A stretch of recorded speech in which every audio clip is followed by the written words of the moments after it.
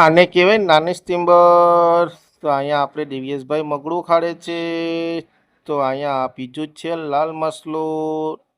ને આને કહેવાય જમવાનું. તો વિડીયોમાં છેલ્લે સુધી બન્યા રહેજો ગાઈસ. હેલો યુટ્યુબ ફેમિલી, કેમ છો? મજામાં ને? તો હવે આપણે નીકળી ગયા છે લાસ્ટ ફિશિંગ કરવા. ને આપણી બાજુમાં એક બોટ બંદરમાં જાય છે. તો હવે આપણે અહીંયા માધવર માટેને નાળિયેર ભાંગી લઈએ. ચલો ગાઈસ, ફિશિંગમાં નીકળી ગયા અમે લોકો. હવે લગભગ ઓલમોસ્ટ છેલ્લી ફિશિંગ છે કદાચ, પણ કંઈ નક્કી નહીં. આના પછી નીકળીએ કે ના નીકળીએ. પાણી પહેલાં આપણો વાઘાનો બ્લોગ જોયો, બહુ મસ્ત બનાવેલો છે અને સારો પણ છે. અને હવે જઈએ છીએ હવે જારમાં, વાઘામાં નથી જવાનું. તો ચલો bye bye, Tata, C you. પછી મળીએ જાર માંડવાની ડેમે. બાકી જમવાનું બને છે બિરયાની. ચાલો ભાઈઓ, પછવાડે આપણે આવી ગયા છીએ. બધા ખલાસીઓ ઓલમોસ્ટ જમે જ છે. આપણે તંડલને જમવા મોકલ્યા હતા અને હું સરખી પર હતો. તો હવે હું એકલો બાકી છીએ, તો જમી લઈએ આપણે. ચલો ગાઈસ, જો હવે આપણે ઘરમાં એ ઢાકેલો છે અને આપણી બોટ ચાલુ જ છે કન્ટિન્યુ. હું સરખી પર હતો, તો આગળ વ્યૂ લેવા આવ્યો છું તમારા માટે.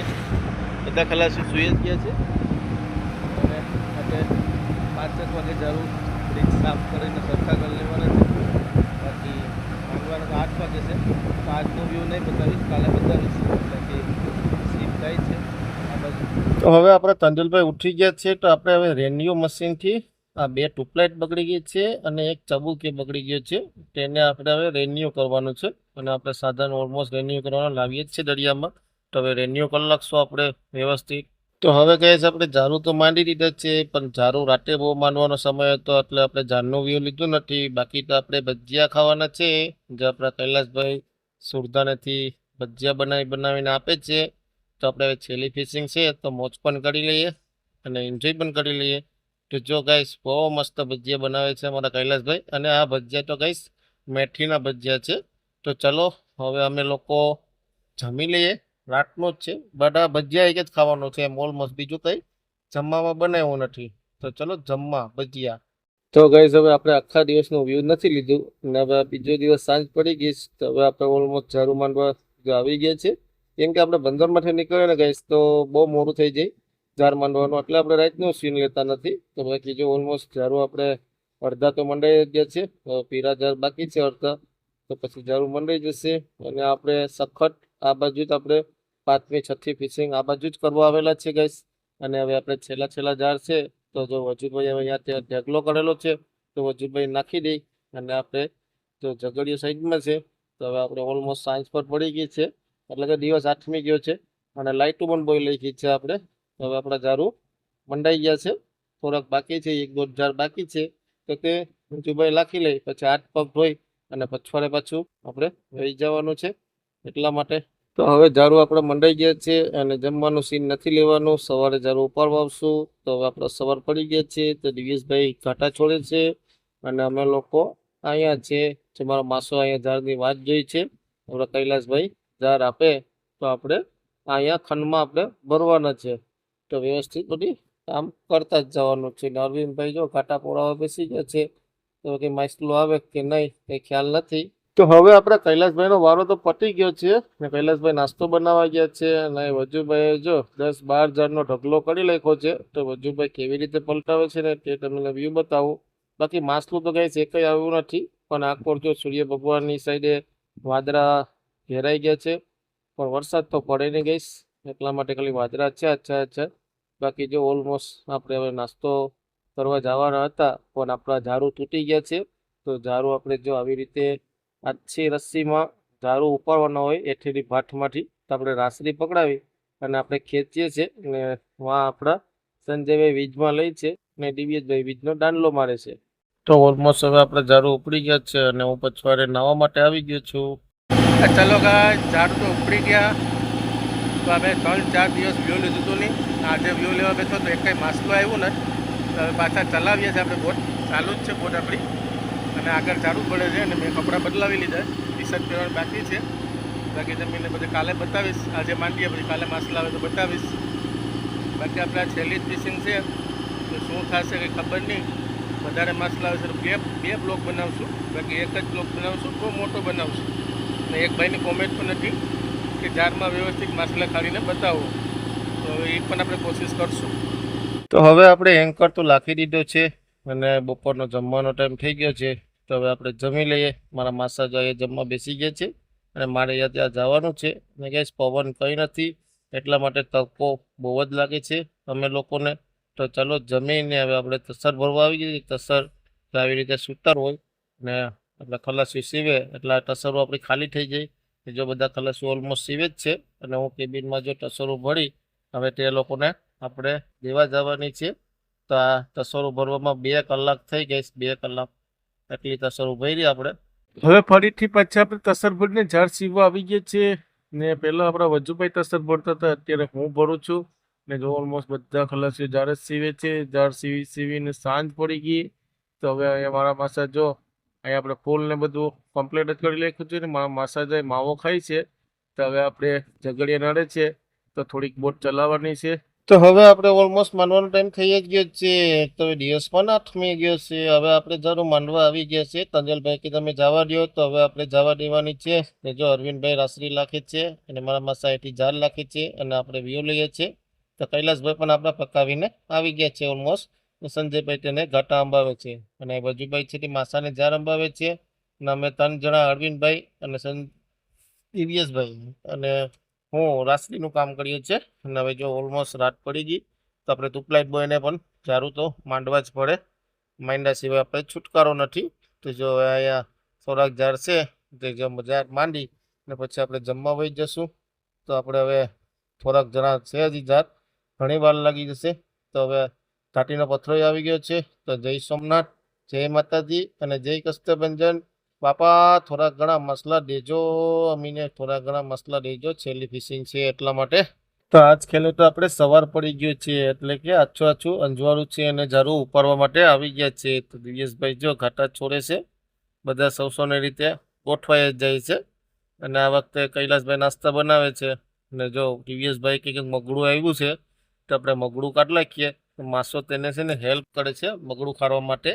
અને એક અહીંયા બીજી મચ્છી પણ આવેલી છે તે પણ તમને બતાવી દઉં.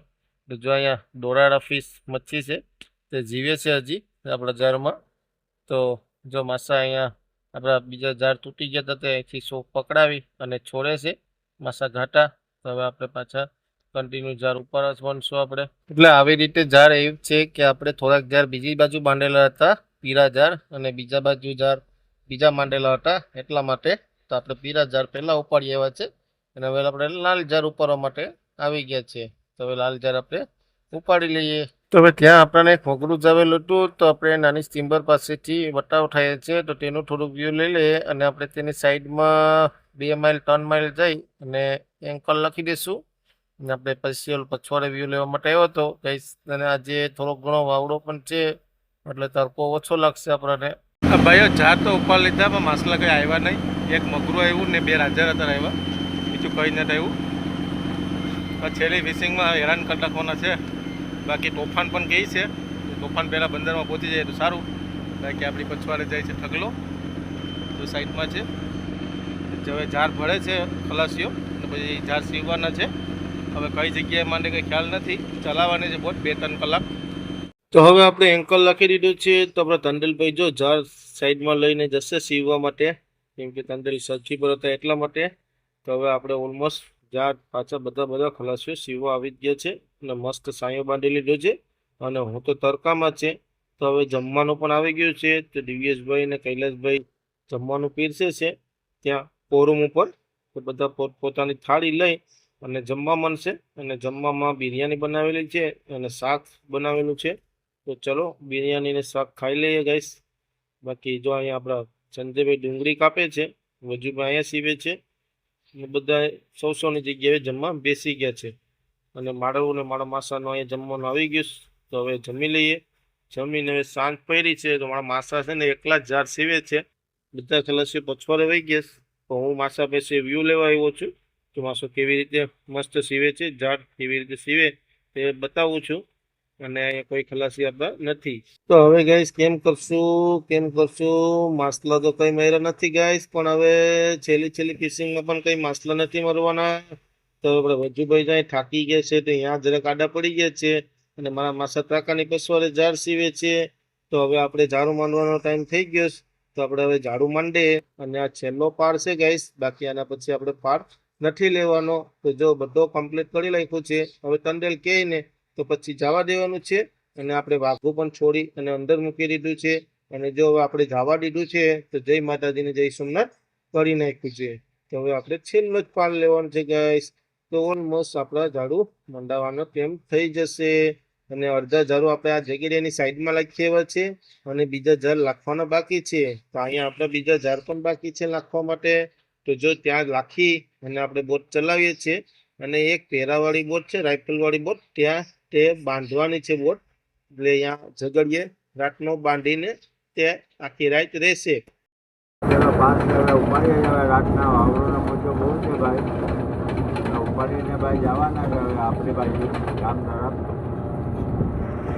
ભાઈ મોસમ પૂરી થઈ ગઈ ને માસા? અમારી મોસમ પૂરી થઈ ગઈ ભાઈ. અમારા દિવ્યેશભાઈ આગળ તાણે વેરો. તો હવે આપણે ઝાડુ ઉપર લઈએ છેલ્લા. તો ઓલમોસ્ટ ઝાડુ તો આપણે ઉપડી જ ગયા ગાઈસ. પણ માસલા કંઈ આવ્યા નથી. પણ જો આપણે બધી બાજુ છે ને આડા કાઢી લીધા છે. અને અહીંયા આપણી રાસરી પણ છે અને બધી કદમારી છોડી જ રાખી છે. બધું કમ્પ્લીટ છે. પણ એક પટાડી આવી રહી ગાઈસ. પણ મોટી એટલી હતી ને એટલે વ્યૂ આપણે લઈ કાની એટલા માટે છોડી. અને હવે આપણે પછવાડે જમવા આવી ગયા છે. તો હવે આપણે પહેલાં જમી લઈએ. હા ચાલો ભાઈઓ, બંદરમાં ચાલુ કરી દીધી. બંદરમાં માસલા તો કંઈ આવ્યા નહીં. આવરો મોટું થઈ ગયું.